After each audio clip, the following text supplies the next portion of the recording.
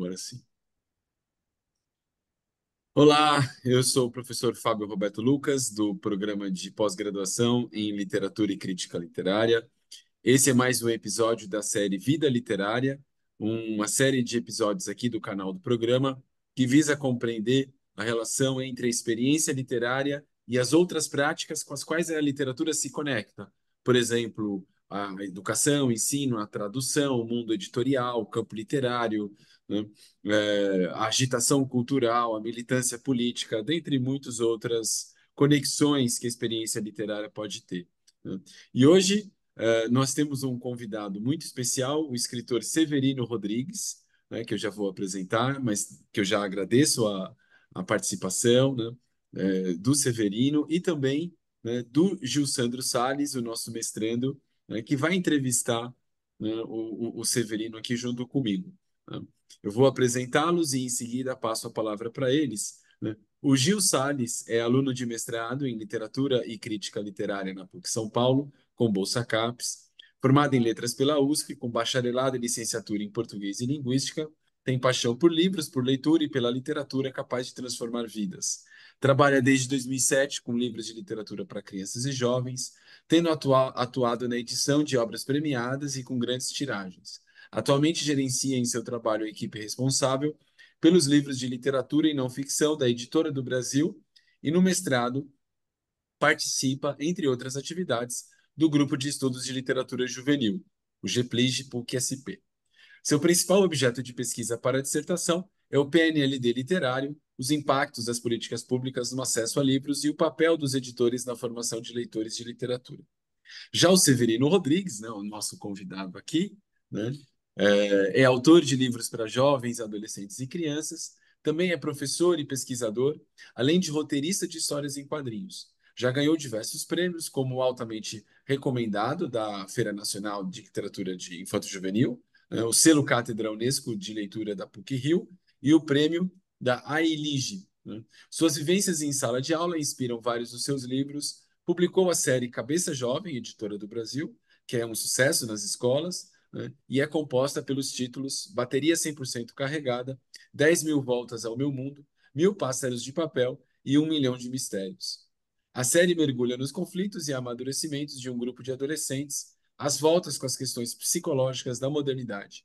Severino também é autor dos livros No Caminho Contaremos Nossos Sonhos, Editora Globo, Além do Desafio, Escarlate, A Epidemia, Editora Melhoramentos, Amar, pela Saberes e Letras, e Baltazar, pela Cortez, entre outros. É professor de língua portuguesa no Instituto Federal de Pernambuco. Como acadêmico, Severino está em fase de doutoramento pela Federal de Pernambuco e sua pesquisa é focada na produção contemporânea de literatura juvenil brasileira. Pequena correção, Federal da Paraíba, certo, Severino? Certo. Exato. Então, muito bem, eu passo a palavra para o Gil, né, que vai fazer a sua apresentação e em seguida passamos a palavra para o nosso convidado. Fábio, obrigado pela apresentação, pelo espaço, pela generosidade. Um agradecimento especial aí ao programa, né, de Literatura e Crítica Literária da PUC, que tem acolhido a gente, né, para poder falar desses assuntos que a gente considera muito relevantes, né, para a pesquisa. E, Severino, obrigado mais uma vez também pela presença. Muito bom ter você aqui, né? Acho que é um privilégio e também obrigado por esse espaço na sua agenda aí, que eu sei que é complicadíssimo também. E a gente vai ter um papo aqui muito, espero, né, muito interessante aí para poder compartilhar um pouquinho da sua experiência, da sua vivência, né? Então, vou começar aqui, aí você já fala com o público também na sequência. Já vou engatar a primeira pergunta e você já fala um pouquinho de você também, Severo, por favor. E eventualmente eu vou te chamar de Severo, tá? Porque é intimidade, né? Vamos lá. Bom, é, primeira pergunta aqui, Severo, é mais para a gente ver um pouquinho dessa sua trajetória, né? Para chegar até aqui hoje em dia, né? Então, conhecendo um pouquinho aí da sua biografia e da sua atuação, a gente fica curioso em saber mais sobre a sua relação com a leitura literária, ao longo da sua vida e atualmente também, né? Já que isso é um objeto aí de pesquisa. Quem era Severino Leitor estudante, na infância e na adolescência. E hoje, quem é o atual Severino Leitor, autor, pesquisador? Qual que é a relação aí desse Severino Leitor do passado e o do presente?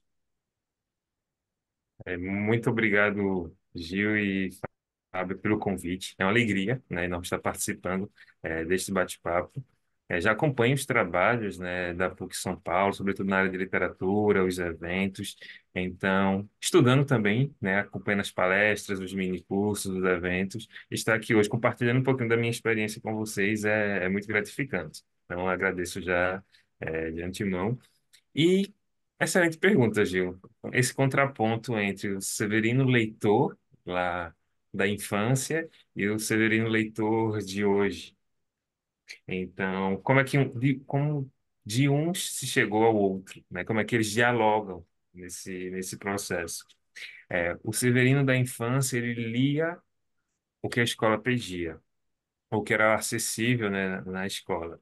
Eu lembro, por exemplo, de duas coleções que a professora lá dos primeiros anos, né, do ensino fundamental, uma de contos de fada e outra de histórias da Bíblia. Então a gente pegava um livro, levava para casa, fazia aquela leitura. Eu ainda lembro que essa coleção era muito marcante porque as ilustrações eram fotos de bonequinhos, né, caracterizados como os personagens. Mas parou um pouco por ali. Teve algumas histórias em quadrinhos da Turma da Mônica, né? Uma vez eu pedi ao meu pai de presente uma revistinha de cada, uma da Mônica, uma do Cebolinha, do Chico Bento, uma da Magali e uma do Cascão.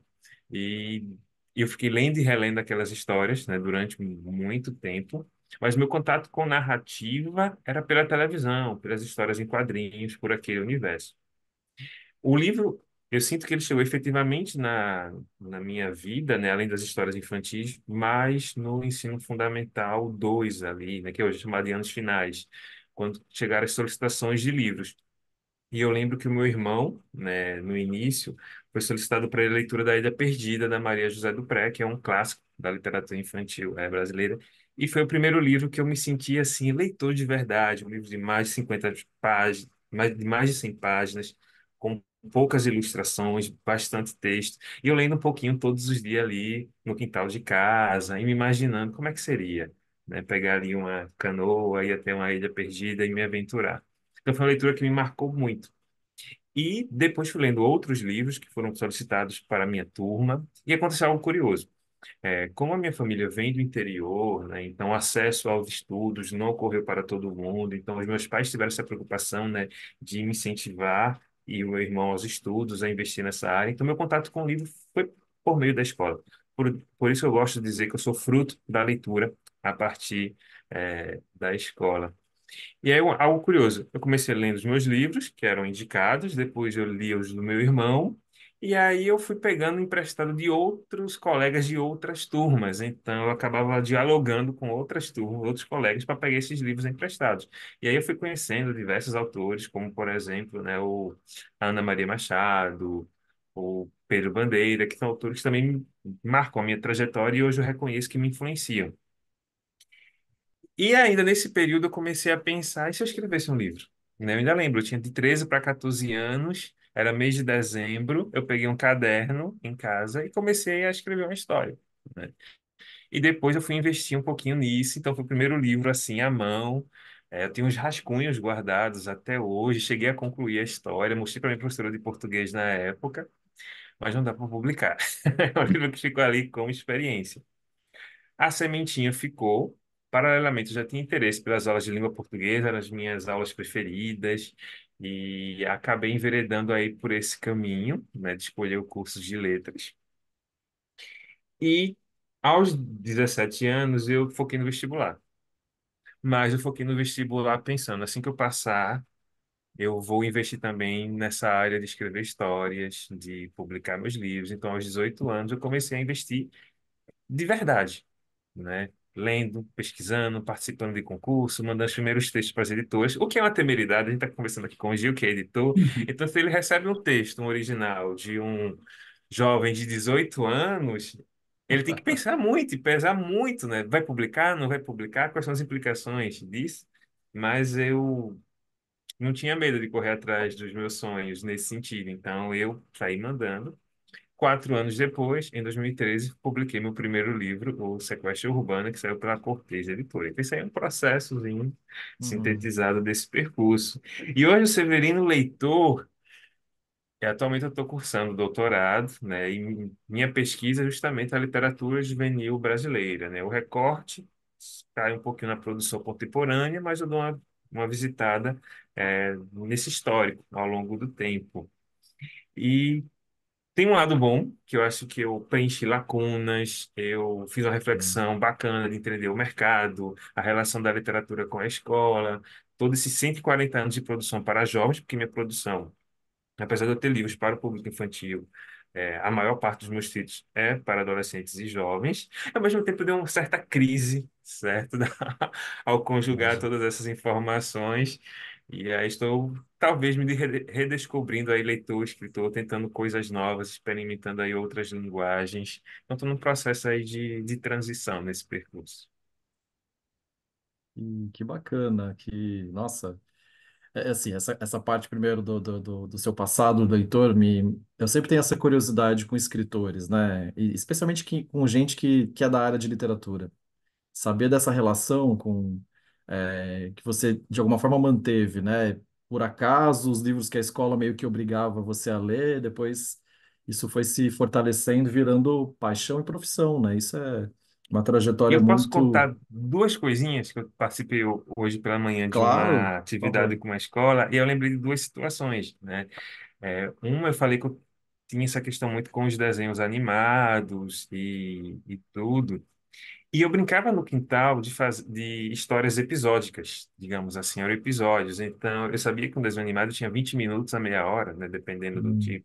Então, enquanto eu esperava o almoço, eu ia brincar lá no quintal, embaixo de um pé de carambola gigante, e eu criava pequenas histórias que eu ficava de olho no reloginho, dizer, completou 20 minutos, meia hora, então tinha que encerrar assim. Eu tinha que encerrar aqui a brincadeira, vai ficar um gancho, amanhã eu continuo. Então era olha algo só. que era automático, mas que era uma semente de um contador de histórias, né? De quem está ali conhecendo a narrativa.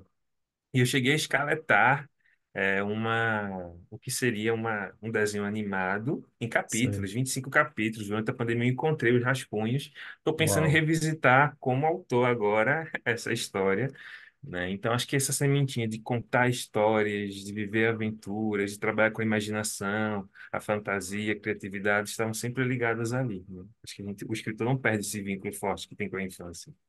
Que coisa bacana você ter guardado isso também, né? Ter essa memória e revisitar. Isso é genial, assim. Acho que alimenta também a sua necessidade, digamos, criativa, aí, que a gente vai falar um pouquinho mais também disso já já.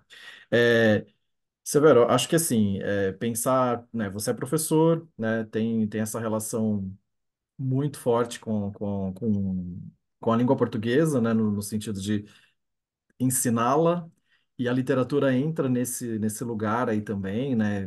O professor de português também é o que possibilita esse contato com a literatura, né? Com as literaturas. E aí acho que é legal a gente ter esse olhar também para o espaço da educação, espaço da escola. Você mesmo falou que é um leitor que veio desse lugar, né? Das obrigatoriedades escolares, dos currículos, né? Também nasceu um leitor aí, apesar de todos os problemas que isso tem, né? Para você, hoje em dia, né? Olhando criticamente, como que é essa relação entre literatura e escola? O que que você pensa disso, né? O fato da literatura estar vinculada ao currículo, né, da escola. E como professor formador, né, você acaba, né, tendo essa influência, né, nos jovens, nos seus alunos. Em que nível fica a sua preocupação com a formação do leitor literário em sala de aula? Pensando mesmo nas atribuições de um professor, que não é fácil, né, conciliar a jornada, a burocracia de ser professor, todas as questões que envolvem a profissão, e ainda por cima da conta da literatura que a gente, né, sabe que é esse lugar complexo, né, que é fantástico e ao mesmo tempo é, difícil de falar de ensino de literatura, né, a gente está falando de um lugar muito complicado. Queria saber um pouquinho dessa sua relação, o que que você pensa disso na escola, né? Vou dividir em dois blocos para Sim. facilitar, né? Pergunta O primeiro, essa complexa, concordo. relação da literatura com a escola.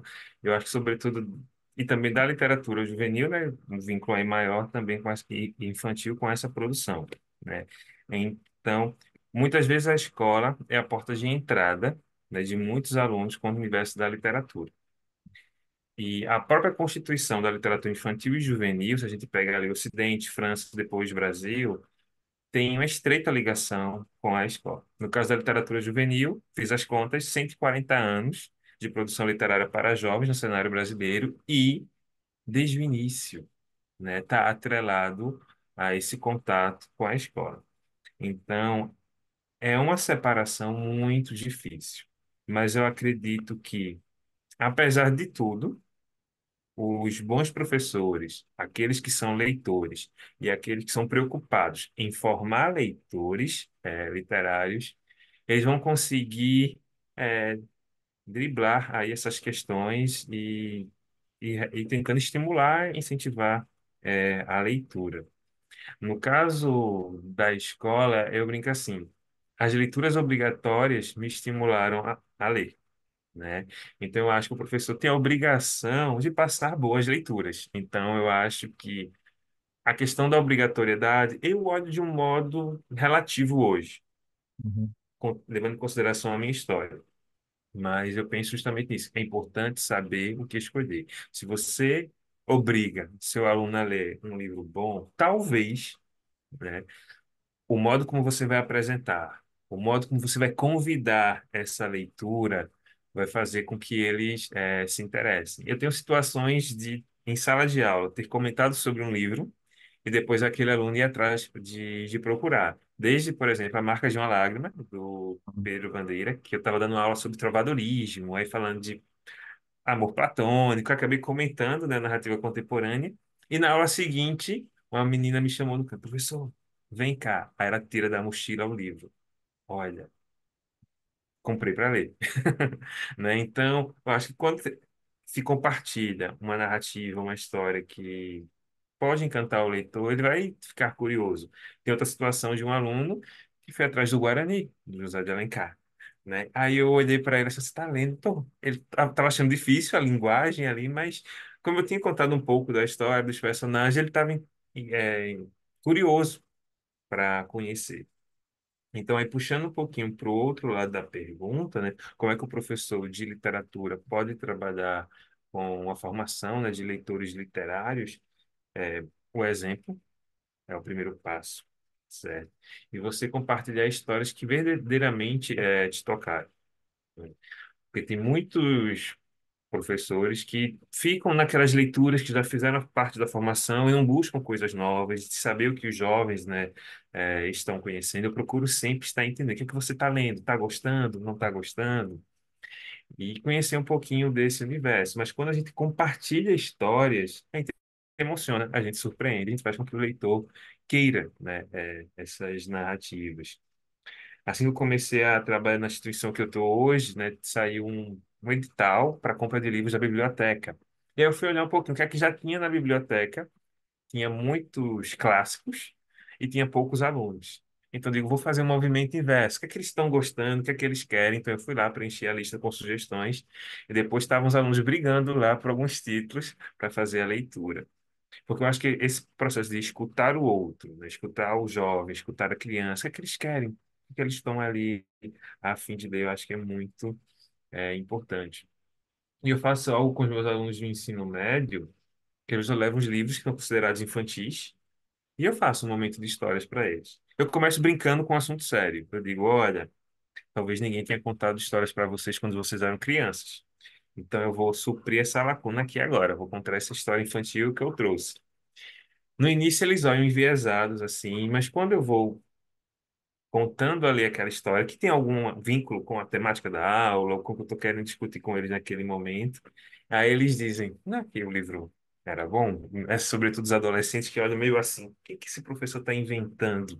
E aí depois eles ficam fisgados, né, pela leitura. Então, acho que quando você gosta, você vai tentar driblar ali as dificuldades, né, tem muita coisa, né, na questão do acesso, dos livros, do alcance, mas no trabalho de formiguinha a gente vai tentando, de um lado, suprir algumas lacunas, e do outro, a gente não pode esquecer de também cobrar ali as instituições competentes a parte que cabe a elas também, esse processo. Muito bom, Severino. Bom, acho que assim, te ouvindo, você mencionou algumas vezes, né? Esse seu estudo sobre a literatura infanto-juvenil brasileira, né? Você mencionou, né? 140 anos. Então acho que a gente queria te ouvir um pouco mais a respeito da sua pesquisa de doutorado, também um pouco mais dessa história de 140 anos e como ela, né, atua, digamos assim na constituição do sistema literário brasileiro, né? Porque não é muito comum a gente tentar entender a formação do sistema literário brasileiro por meio, digamos assim, da literatura para jovens, né? E agora você traz um elemento aí super interessante, que é, bom, tem uma longa história aí, né? Associada à instituição da escola, então dá uma curiosidade a mais, assim, de entender um pouco a sua pesquisa, né? E acho que no limite também entender como que a literatura infanto-juvenil, a literatura para jovens, entra nessa história do sistema literário brasileiro, né? E diante do problema também da formação de leitores, né? Que sempre foi um problema, né? Sempre foi um problema, né, da história brasileira, dos os baixos índices de leitura, enfim. Como que você tem pensado isso a partir da sua pesquisa de doutorado? Vou tentar dividir em bloquinhos para a gente ir é, abordando alguns pontos. Sobre a questão da história, né, o nosso panorama ele vai iniciar ali nos fins do século XIX, com algumas narrativas que são voltadas aí para a escola e são adaptações, né? Por exemplo, as adaptações que o Carlos Jansen, que era professor do colégio Pedro II, fez. Então, tem As Mil e Uma Noites, Robson Crusoe, Viagens de Gulliver, e tem mais duas. E com prefácios de Rui Barbosa, Silvio Romero, Machado de Assis, mas narrativas pensadas para a escola. E na primeira metade do século XX, a gente vai ter uma indistinção entre literatura infantil e literatura juvenil. A gente identifica algumas narrativas que vão acabar tendo um apelo maior e que, aos nossos olhos de hoje, a gente considera, olha, isso aqui era mais direcionado para aqueles alunos que estavam saindo da infância, entrando na adolescência, como, por exemplo, Através do Brasil, do Olavo Bilac e do Manuel Bonfim, né? Eu até conversei com outra professora da UFSCar, que é a Silva Bignotto, se não estiver errado, o nome dela se pronuncia assim, e ela falava que, por exemplo, o Monteiro Lobato alcançava adolescentes ali, mas sua literatura era considerada literatura infantil, porque na primeira metade do século XX, até o fim da Segunda Guerra Mundial, a concepção da adolescência, né, e juventude não estavam aí fortes, né? São categorias mais recentes. Na produção brasileira, o nosso boom está vinculado à política, né? A mudança ali na lei da década de 70, que vai incentivar a leitura de livros na escola, vai ter também a questão de fortalecer o ensino de língua portuguesa e da matemática no primeiro e segundo graus. Então, a partir da década de 70, a gente vai ter uma produção que vai se ampliando cada vez mais. Porém, a gente percebe que até o final do século XX, o espaço, assim, preponderante de circulação dos livros era a escola, ou compras governamentais, ou indicação dos professores, e apenas após a virada do século, e sobretudo graças aí ao Harry Potter, né, que veio trazer um olhar diferenciado, desconstruir certas noções de que os jovens não liam livros grossos, sem imagens, é, e o Harry Potter formou comunidades de leitores. Então, nessa esteira, começou a ter dois segmentos, um segmento que é mais voltado para esse diálogo com a escola, com essa formação de leitores críticos, conscientes da realidade, e tem também uma produção que está, de certa forma, um pouco mais livre, talvez, né, das instâncias pedagógicas, não sei se das instâncias mercadológicas, porque aí tem o outro lado também, já que vai estar circulando nas livrarias, precisa de outro tipo de adesão e demanda.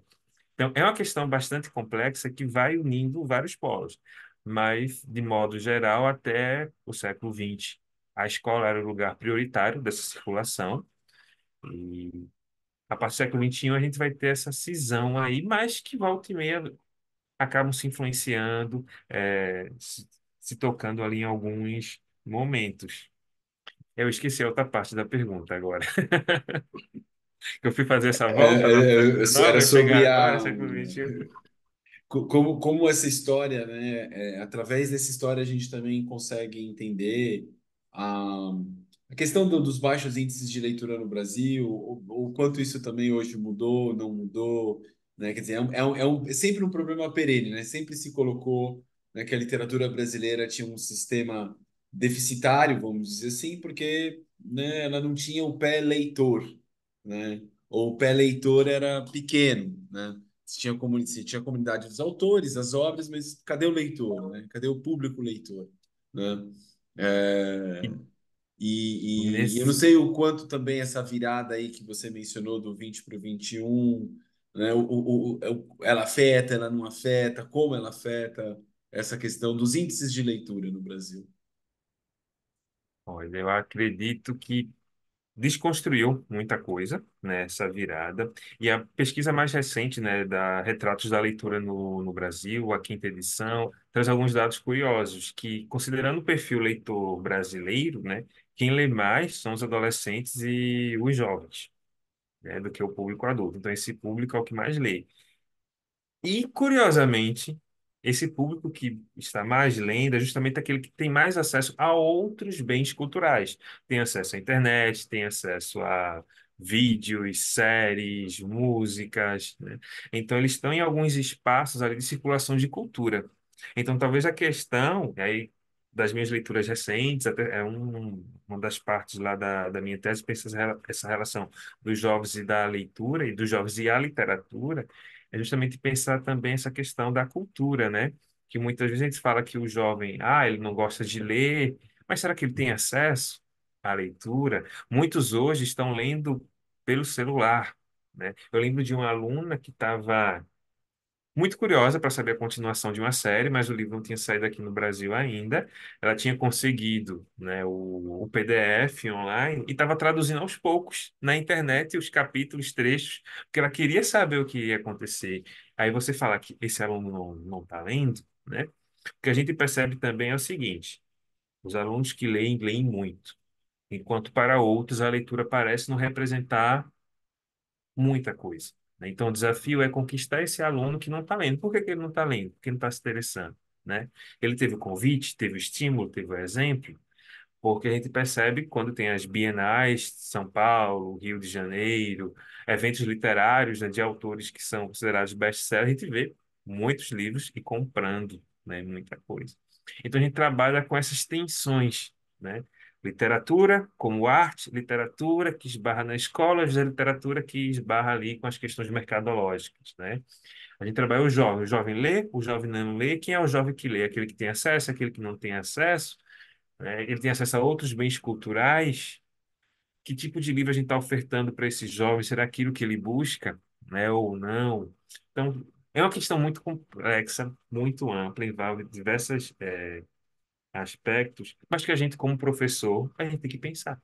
A gente tem que se jogar aí nesse labirinto e tentar encontrar algumas respostas e caminhos. Muitas vezes a gente vai acertar, muitas vezes a gente vai errar, mas é importante a gente seguir em movimento. Muito bom, Severo. Acho que essas coisas vão dando para a gente aqui mais curiosidade, né? Perguntas do que Mais, resposta. mais munição para discussões, né? Eu acho isso fantástico, que é justamente a intenção, né? A academia se perguntar essas coisas todas, né? O quanto esses impactos estão sendo significativos. Bom, eu já emendando aqui uma próxima pergunta, queria voltar um pouquinho para sua produção literária, o que você escreve, né? O que você é, produz aí escrevendo como autor de literatura infantil e juvenil. Você já falou isso no começo, né? Que a sua produção é muito focada no juvenil, né? Tem trazido muitas narrativas para esse jovem. E isso, né, o seu primeiro livro foi um juvenil, né? Acho que tinha ali uma conexão com a sua formação também ali, o seu desejo, sua necessidade ou vontade de fazer um primeiro livro, e ele estava ali focado nesse livro juvenil, né? Perdão, esqueci aqui, meu Deus, eu Sequestro esqueci. Urbana foi o Sequestro primeiro, Urbano, foi isso, publicado em 2013. 13, exatamente. Mas agora você também está escrevendo para os pequenos, né? Para os leitores menores e tal. É, Acho que seria legal você falar um pouquinho dessa literatura, né? Do que você tem feito, do que você tem produzido e por que temas, né? Você tem passeado aí. A gente, vendo a sua biografia, vê uma diversidade de temas, de possibilidades, né? E quais as suas principais referências? Você citou algumas já também, mas eu acho que falar disso, né, explicitamente aí como é, é, de que forma essas referências te influenciam na escrita e, obviamente, a pesquisa, né, que você comentou agora com a pergunta do professor Fábio, de que forma isso também, de alguma forma, está aí influenciando a sua escrita. Acho que tem, né, tem muitos diálogos, né? Enfim, como é que está esse momento de escrever para crianças e jovens, né? O que que você define, como você se define, né, enquanto escritor nesse momento?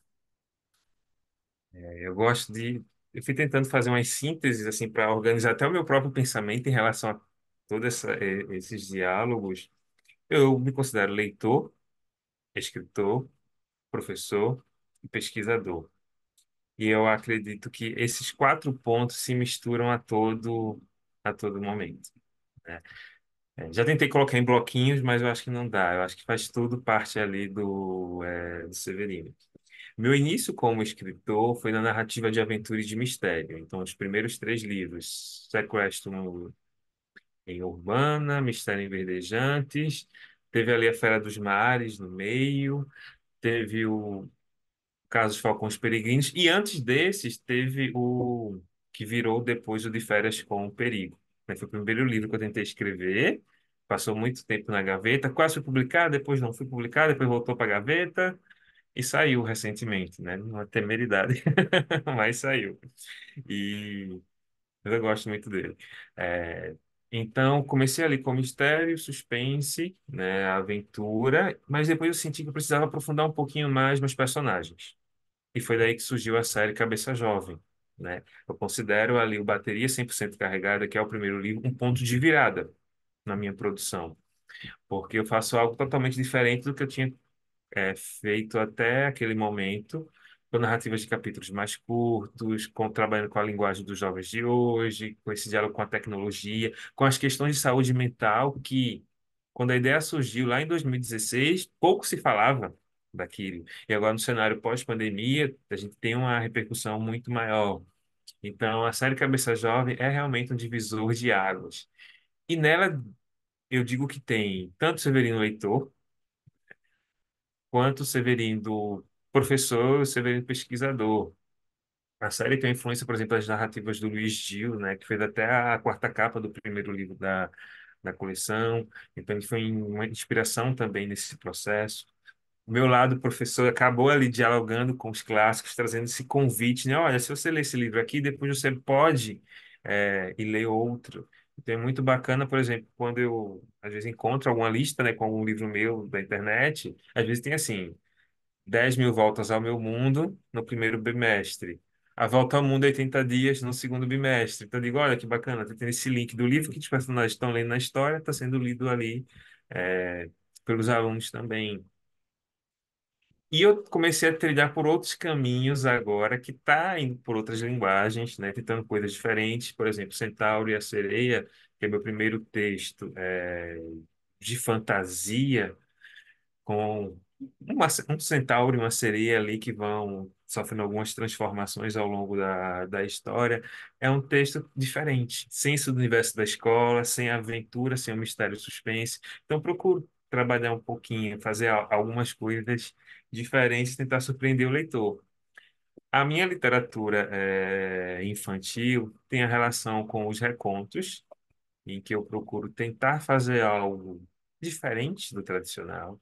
Então, quando eu reescrevo O Labirinto do Minotauro ou Memórias de um Cavalo de Madeira, quem conta a história é o labirinto. Quem conta a história é o próprio cavalo de Troia. Então, procuro dar um enfoque diferente ali para o leitor. Voltando só rapidinho, na própria série Cabeça Jovem, eu estava lendo muito, né, as pesquisas mais recentes da produção contemporânea, da questão das temáticas fraturantes, dos temas que poderiam ser explorados. Então, o meu lado pesquisador também entrou um pouquinho ali naquele tipo de pesquisa. Na literatura infantil, às vezes eu discuto algumas situações, tentando trazer a metáfora, um lado lúdico, algumas aventuras, e recontando às vezes uma história, né, interessante. Então, é um diálogo. Eu procuro ser um pouquinho eclético, mas esse ecletismo faz parte de quem eu sou. Eu procuro ler um pouco de tudo, né? Então tá ali nas minhas histórias. E uma faceta mais recente agora que eu estou explorando é a linguagem dos quadrinhos, que eu já namorava há bastante tempo. Ainda não posso falar muito dos projetos que estão aí em andamento, mas que está sendo um prazer, assim, e desafiador. Mas eu procuro. Eu sempre brinco com quem está começando a escrever que não tenha medo da página em branco, né? Que escreva. Pode dar certo, pode dar errado, mas você tem que encarar, né? Então, vou lá, o leitor, as leituras que eu faço, né? Os autores que estão ali me influenciando. Quando eu comecei a encarar profissionalmente tudo isso, eu fui ler os livros que estavam sendo premiados, estavam sendo discutidos, resenhados, né? Então, tive essa busca, essa curiosidade de conhecer, né? Muita coisa. E depois eu tenho que separar as influências do Severino, a voz, os temas, né? Então é um conjunto bastante assim complexo. Não sei se dei conta da pergunta toda, mas eu acho que respondi Com bastante. certeza, Severino. Na verdade, isso que você tocou é um pouco o núcleo, né, da série Vida Literária, que justamente o objetivo é entender como, né, a literatura não é feita nas nuvens, né, ela é feita na conexão, na acoplagem com essas diferentes práticas. E aí, nesse sentido, bom, diferentes práticas, como você colocou, né, a pesquisa acadêmica, né, a atividade do professor em sala de aula, né, que são, né, bastante pregnantes no seu caso, né, você mencionou o quanto, por exemplo, esse conceito, né, dos temas fraturantes que tem circulado bastante, né, nos estudos literários em torno da literatura infanto-juvenil, né, de alguma maneira também já impacta a sua produção ficcional. E a gente queria um pouco, então, ouvir um pouco mais, né, como se dá essa relação entre criação ficcional e pesquisa acadêmica, né, de um lado. Então, agora também, né, vamos fazer as perguntas por partes, né? Então, essa é uma parte. E a outra é a conexão da literatura com a sala de aula, né? E aí, pensando na sua atuação mesmo, né, específica, né, o quando elas se juntam numa pessoa só, né? Por exemplo, você consegue trabalhar os seus próprios livros com os alunos ou não? Se sim, como que isso se dá? Como que os alunos reagem? Se não, por que não? Né? Enfim, então essas duas perguntas elas são importantes para a gente também entender, né, como essas conexões entre as práticas elas se dão justamente na prática, né? Não conceitualmente, não, né, como, né, se vai lá no documento curricular que vai dizer a literatura tem que estar na sala de aula porque a literatura é X e a educação é Y, mas como isso se desdobra na sua vida prática, né, o encontro desses mundos, tanto da pesquisa acadêmica com a da criação ficcional, quanto da criação ficcional com a atividade em sala de aula. É uma boa pergunta e bem complexa. Eu vou voltar só um pouquinho da questão da vida literária. Eu acho que eu levo ela muito a sério. Eu acho que eu levo muito a sério. E nesse diálogo com a sala de aula, eu acho que os alunos me inspiram muito até me manter atualizado, né, de tudo que está acontecendo, das linguagens. Tem situações de livros meus que foram inspirados em, assim, pedacinhos de conversa que eu vi ali no corredor, outro, né, o modo deles falar também. Então, acho que tem muito disso. Mas quando eu estou escrevendo um livro, né, o Severino professor, ele vai sendo, é, talvez o professor, dependendo da história, nem tanto. Hoje, olhando para trás, assim, eu digo, aqui eu acho que o professor pesou um pouquinho a mão, deveria ter mandado o professor ficar um pouquinho mais quieto, né? Mas, de modo geral, eu procuro esquecer e trazer aqui um universo de empatia, de emoção, o adolescente mesmo, né? Como ele agiria, seus pensamentos, suas reações. Então, mas a sala de aula me estimula bastante na construção desses personagens. É muito gratificante quando um aluno, às vezes, lê um livro e vem assim. Eu lembro até de uma situação bem curiosa. Um aluno chegou assim, professor, olha, eu estava lendo seu livro e me chamou a atenção os diálogos. Porque parecem adolescente falando, conversando, né? Mas o senhor, desculpa, já é velho, já é mais velho, não é mais adolescente que nem a gente. Como é que consegue fazer essa construção, né? Eu digo, é muito da questão da escuta, de ouvir, de se colocar efetivamente no lugar do outro, de representar esse outro e não de idealizar como é que seria o adolescente. Tem uma diferença aí entre representar o adolescente e como é que ele vai ser idealizado. Na questão, por exemplo, da revisão da série Cabeça Jovem, tem algumas questões regionais que a gente pegava, né, Gil? E aí a gente teve alguns ajustes que, não, isso aqui, ó, esse artigo aqui não cabe, porque os adolescentes aqui não falam com esse artigo, então tira esse artigo, né, dessa situação, desse diálogo. Então, a sala de aula me influencia até certo ponto, mas quando eu sento para escrever, eu digo, não, agora vamos deixar um pouquinho de lado, vamos deixar que a emoção, os personagens, tomarem conta. No caso da pesquisa, eu até achava que ia influenciar mais. Quando iniciei assim o doutorado, eu pensava que essa parte acadêmica talvez fosse influenciar mais a minha produção, mas serviu efetivamente para eu ter certeza não, eu me apropriar daquilo que eu já acreditava. Olha, eu tenho confiança, agora é isso mesmo que eu acredito, essas possibilidades são reais. Entro em crise com algumas questões que eu discordo, porque eu tenho a parte da vivência prática de conversar com os leitores, então tem esse universo. Sobre o uso dos meus livros em sala de aula, eu tenho uma extrema dificuldade em levar porque é uma situação curiosa. Assim, o próprio escritor está ali. E como é que vai ser esse diálogo? Será que os alunos vão ser sinceros, efetivamente, a partir daquela leitura, né? Ou, eita, eu estou falando com o professor, eu estou falando com o escritor. Será que eu vou poder ter esse diálogo? Porque se a gente analisa pesquisas da área que buscam a recepção dos estudantes, né, o que eles acharam de determinadas leituras, quando tem as descrições de turmas, a opinião dos estudantes, a gente percebe que quando não existe um trabalho de conscientização dessa liberdade, olha, você pode dar sua opinião, você pode falar o que você achou, a gente percebe muitas vezes que o aluno, ele, na resposta, traz o discurso do professor. E ele traz uma visão muito positiva dos livros, ele tem dificuldade de criticar alguns elementos, então é importante dar esse espaço para o leitor. Então é uma situação muito delicada. Eu prefiro que colegas trabalhem, discutam, né? Volta e meia eu levo alguma coisa, trabalho algum conto, algum texto, alguma situação mais específica, mas eu tenho um livro de mini contos, então dá para levar alguns mini contos meus e depois brincar com os estudantes, eles também criando. Então, tem algumas situações que eu acredito que sejam mais fáceis de trabalhar. Tem outras que são mais difíceis.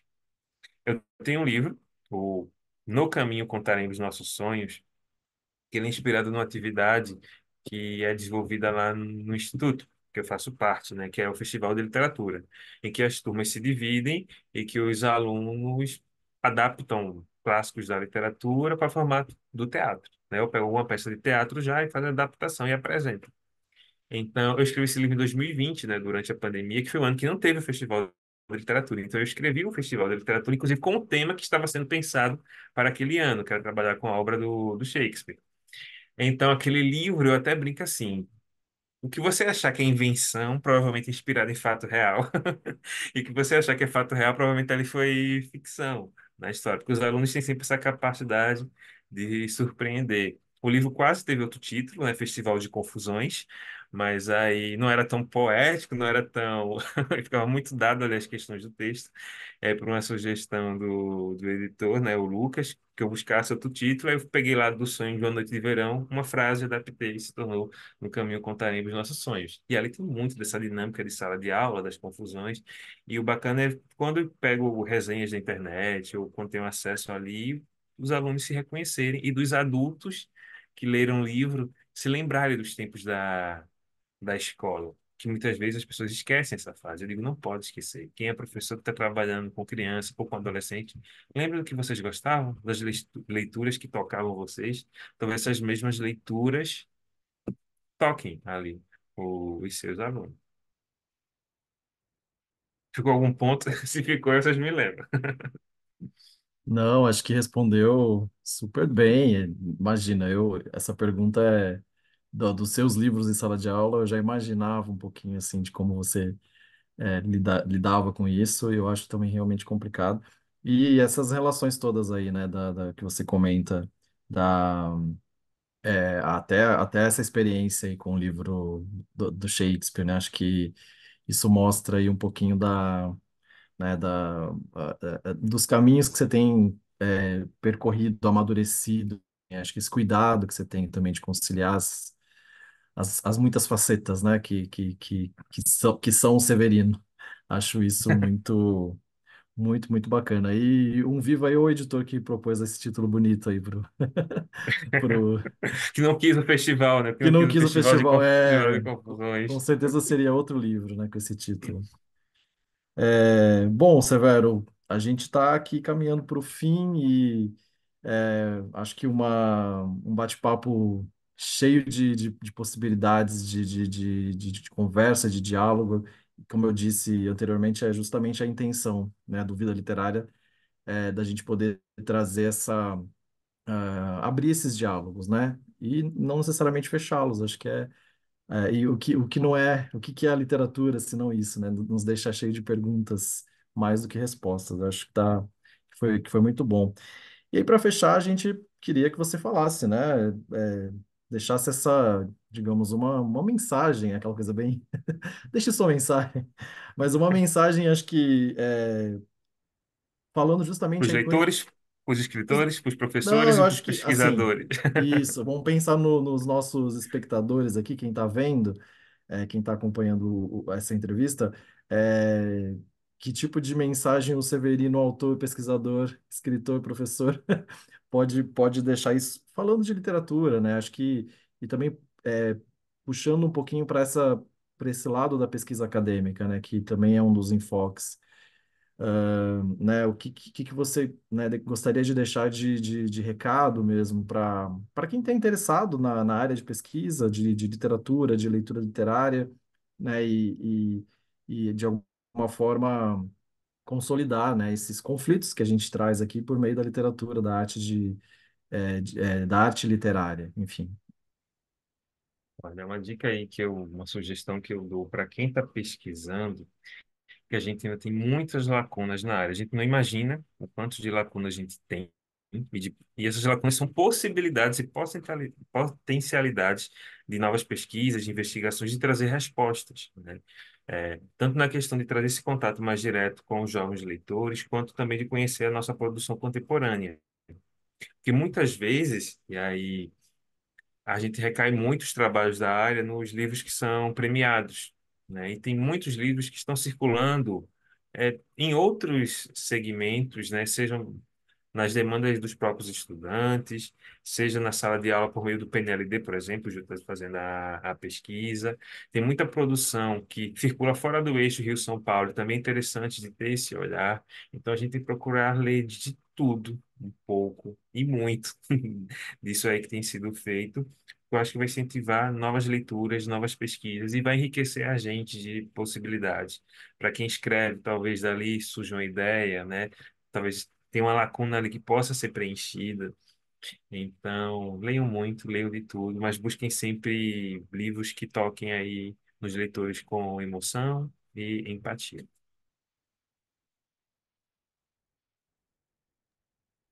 Muito bom, tô muito satisfeito. Acho que esse bate-papo E eu aqui agradeço, eu agradeço né? esse momento de poder compartilhar um pouquinho dessas reflexões, desse turbilhão de ideias.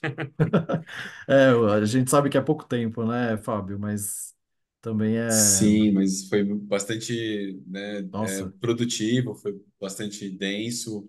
É, a gente até tinha, né, Gil, uma pergunta aqui no bolso, algumas outras perguntas aqui no bolso, né? Uma delas era sobre a questão da imagem, dos quadrinhos, né? A sua atuação. Mas você chegou a mencionar, né, como você está se apropriando, né, da linguagem dos quadrinhos, né, em contato hoje com a linguagem dos quadrinhos, né, pelo seu trabalho de roteiro e, enfim, e a literatura para jovens parece ter uma articulação constitutiva entre palavra e imagem também, né? Então, isso era um dos aspectos que a gente pode, né, abordar talvez numa próxima conversa, né, Gil? Porque Se quiser como que eu eu... comente rapidinho, em um Claro, minutinho, dá claro, para claro, claro. sintetizar, né? Por favor, por Eu favor. lembro que eu lembro que o Robson Araújo, que foi o ilustrador do meu primeiro livro, ele comentou que as minhas cenas eram muito visuais. E ali tem um eco, por exemplo, das histórias em quadrinhos que eu vi. Eu acho que até na forma de construir as imagens, as cenas ali. Eu guardei muito isso. E eu sou muito leitor também dos mangás, né, que são os quadrinhos orientais, Uhum. e que eu curto muito, leio. Então, esse universo me alimentou de alguma forma e está ali diluído, né, na minha escrita, nos meus personagens, né, tem uma série Cabeça Jovem. E é uma linguagem totalmente diferente da escrita literária. É um desafio de você condensar ali no roteiro aquilo que você quer mostrar, naquela limitação da unidade que é uma página, e tentar surpreender o leitor. Nesse meu trabalho inicial, estou focado mais na questão de adaptações. Então, esse está sendo aí o primeiro passo e pretendo tentar alguma coisa mais autoral, né? Sempre no roteiro. Desenho não é comigo, mas pela experiência recente eu vejo que eu consigo no roteiro jogar aquela imagem, transmitir a imagem que eu quero ver ali na página. Então, com boas parcerias, isso vai sendo contornado. Então, vai ser uma experiência desafiadora, mas eu gosto de desafios, né? Quem escreve gosta desse universo.